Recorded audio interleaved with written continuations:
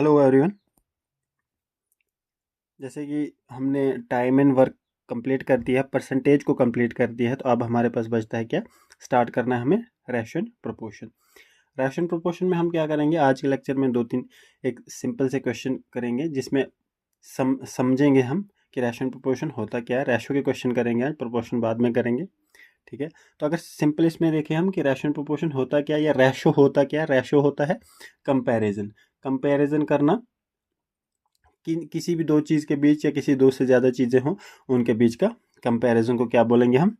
Ration proportion. तो हमारे पास क्वेश्चन है कि A ratio B equal to 2:3। ठीक है, B ratio C is equal to 5:4। फिर कहा है इन्होंने कि find the ratio of A B सी।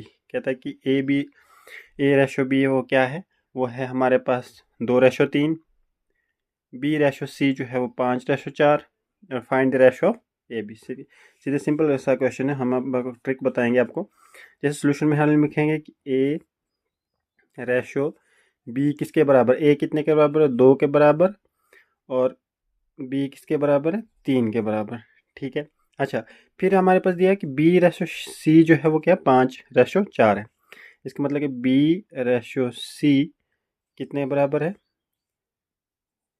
5:4 के बराबर।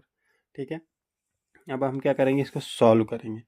ठीक है, जब सॉल्व करेंगे इसको तो इसमें एक सिंपल सी ट्रिक याद रखना कि जो इसके साथ में ही होता है, जैसे सी का रेशो ऊपर नहीं है तो मतलब इसका नियरेस्ट कौन सा है? 3। तो हम क्या करेंगे? इसको 3 को इधर लाएंगे।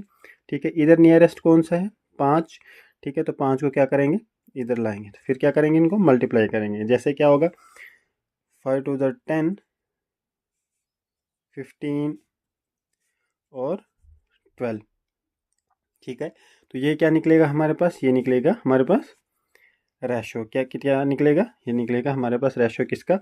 ए बी सी का। मतलब A ratio B ratio C equal to 10, 15 and 12। ये टेक्निक है अगर सिंपल रेशो निकालना है तो। ऐसे ये तो आ गया सिंपल रेशो निकालने का। जैसे हमारे पास सी, हमने दो ए बी सी को लेना है। जैसे ए बी का रेशो 2:3 था, बी सी का रेशो 5:4 था। ठीक है, ये जगह हमारे पास खाली थी और ये जगह हमारे पास खाली। तो हमें नियरेस्ट को इधर लाना, उसके साथ मल्टीप्लाई कर देना। यहाँ हमने 3 लाया और यहाँ हमने 5 लाया। ठीक है, अब इसी टाइप का एक और क्वेश्चन करते हैं जिससे आप और ज़्यादा समझ पाओगे।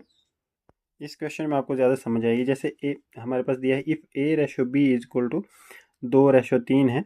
ठीक है, बी रेशो सी जो है 1:2 है। ठीक है, सी रेशो डी जो है 5:2 है। फिर इन्होंने को बोला कि find the ratio between A B C and D के। ठीक है, हमने सेम ही करना है जैसे हमें सॉल्यूशन में लिखेंगे। जैसे हमने ऊपर किया, क्या किया कि हमें पहले लिखना है ए रेशो बी रेशो सी रेशो डी। ठीक है, इतना लिख दिया। ठीक है, ए रेशो बी कितना? ए रेशो बी हमारे पास 2:3 है। ठीक है, बी रेशो सी है हमारे पास 1:2। मतलब बी यहाँ है तो 1:2। अच्छा, सी रेशो डी हमारे पास 5:2। तो सी और डी का आएगा, सी और डी का क्या है? ये। ठीक है, ये हमारे पास क्या बन गई? इसकी इक्वेशन बन गई सॉल्व करने की। मैंने आपको बोला था कि अगर ये स्पेस खाली रहती है तो हम क्या करें? नियरेस्ट को लाते हैं इस साइड। जैसे हम यहाँ के 3 करेंगे। ठीक है, यहाँ भी 3 है। यहाँ स्पेस खाली है तो यहाँ को 2 लाएंगे। ठीक है, यहाँ स्पेस खाली को 5 लाएंगे। ठीक है, यहाँ स्पेस खाली है तो 1 लाएंगे और यहाँ स्पेस है तो 5 लाएंगे। ठीक है, अब क्या? अब निकलेगा इनका रेशो। ठीक है, जैसे 1:5 ठीक है, ये आ गया 10। ठीक है, अच्छा 1:5 15, ये आ गया 15। ठीक है, अच्छा 5 टू द 10 30। ठीक है, अच्छा 2 टू 4 4 टू 12। ठीक है, ये निकला हमारे पास। क्या निकला इस पे? रेशो। ये निकला ए, ये निकला बी, ये निकला सी और ये निकला डी। ठीक है, ये ऐसे निकालते हैं रेशो अगर सिंपल रेशो दिया है। अब हम थोड़ा सा मॉडरेट लेवल पे जाते हैं। तो रेशो एंड प्रोपोर्शन में से आपको मैक्सिमम इस टाइप के क्वेश्चन मिलेंगे। जैसे if the ratio of marks obtained by Ajay. ठीक है, अजय एंड नीता। कहता है उनका रेशो क्या है मार्क्स लेने का? वो है 3:2। ठीक है, एंड नीता एंड कपिल जो है उनका क्या रेशो है? उनका है 4:5। ठीक है, if marks of Ajay is 240, कहता है अजय के मार्क्स कितने हैं 240, मतलब 240 मार्क्स अजय के हैं। तो बोलो जी कपिल के मार्क्स कितने होंगे। ठीक है, कपिल के मार्क्स कितने, हम ट्रिक वही रखी नहीं, सेम जो है ट्रिक रहेगी मतलब सोल्यूशन की। जैसे हमारे पास पहले दिए हैं अजय और नीता का रेशो, ठीक है, फिर दिया है नीता और कपिल का रेशो, नीता और कपिल का रेशो। अजय और नीता का रेशो क्या है, अजय और नीता का रेशो 3:2, ठीक है। फिर दिया है नीता और कपिल का कितना है, नीता और कपिल 4:5, ठीक है। अब हम इसको सॉल्व करेंगे, जैसे मैंने आपको बोला था नियरेस्ट को इस साइड ले आते हैं, जैसे यहाँ 2 आएगा और यहाँ 4 आएगा, ठीक है। ये बनता है कितना, अजय का बनता है 12, मल्टीप्लाई करेंगे इसको, इसका बनता है 8, और इसका कितना बनेगा, इसका बनेगा 10, कितना बनेगा इसका 10, ठीक है। अब हम इसको क्या करेंगे, इसको और सॉल्व करेंगे, सिंप्लीफाई करेंगे, ठीक है। 6 2 12, 4 2 8, 5 2 10, ठीक है।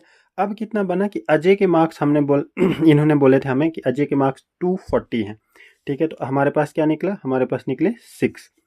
अगर हमें किसके बराबर है, अब हम इसको सॉल्व करेंगे तो एक किसके बराबर होगा, जैसे 240 बोले थे उन्होंने, ठीक है। तो ये हमारे पास कितने निकले 6, तो ये बनेगा एक कितने के बराबर बनेगा, एक बनेगा 40 के बराबर, ठीक है।